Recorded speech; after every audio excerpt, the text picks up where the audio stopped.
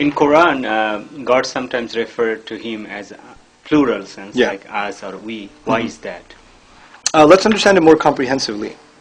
There are, in Arabic, pronouns can be singular, dual, or plural.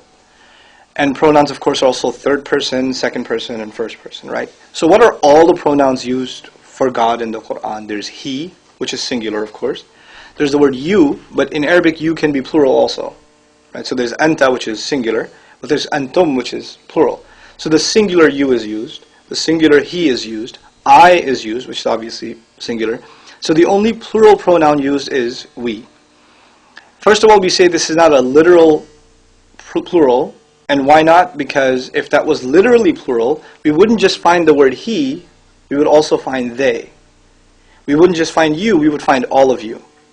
Right? We would find the plural versions of those pronouns also.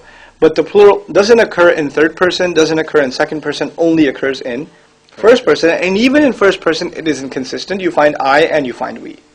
So the first thing to note is it's not a literal or consistent plural, number one. Number two, language should not be reduced to logic. In other words, the way you study mathematics or science is in very precise terms, but language isn't like that. Language is organic and fluid, and words are used to communicate different kinds of meanings. Just because you know a word, you don't necessarily know how it is being used. I'll give you a simple example. You know what the word cool or hot means, but if some kids come out of a basketball game and say, that was so hot, that was hot, the way they use that word is not literal. They don't mean the temperature was very high inside the basketball gymnasium. What they mean was they enjoyed themselves. That was a great game. In other words, you cannot reduce language or the use even of a word to its literal meaning. Now, when we come to this idea of the word we, the question really is, how is it used in the Quran? Predominantly, it is used to depict God's royalty. And this is true of ancient languages. A king would speak, and if he's declaring something formal, he wouldn't say, I have declared, he would say, thus we have declared. So it's associated with royalty. But in the Quran, it's a little more subtle and beautiful than that. You find, one of the manifestations of God's royalty is water. We find in the Quran that God's throne, arshuhu ala al-ma, it's on water. And it's really interesting that in the Quran, consistently when he talks about sending water down or talks about water itself, he refers to himself when talking about water in the we.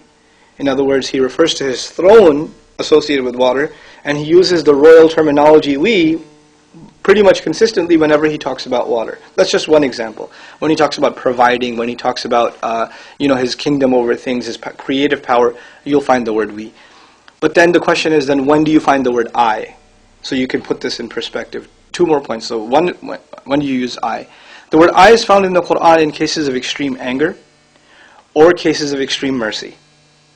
So that's an interesting nuance between the we and the I. And finally, what's really remarkable is whenever you find the word we in the Quran for God, right before or right after you will find a singular word for him, like the word Rabb, which means master, or the word Ilah, which means the one to be worshipped and obeyed, Ilahun Wahid, Allah. You will find one of these singular words used explicitly right before or right after, so the reader is never left to even imagine, is this talking about more than one? Right in the same proximity, a singular word for God will be used. To let the reader know this is not literal, this is to express another meaning. Or this is to express the royalty of Allah, or to express majesty and things like that.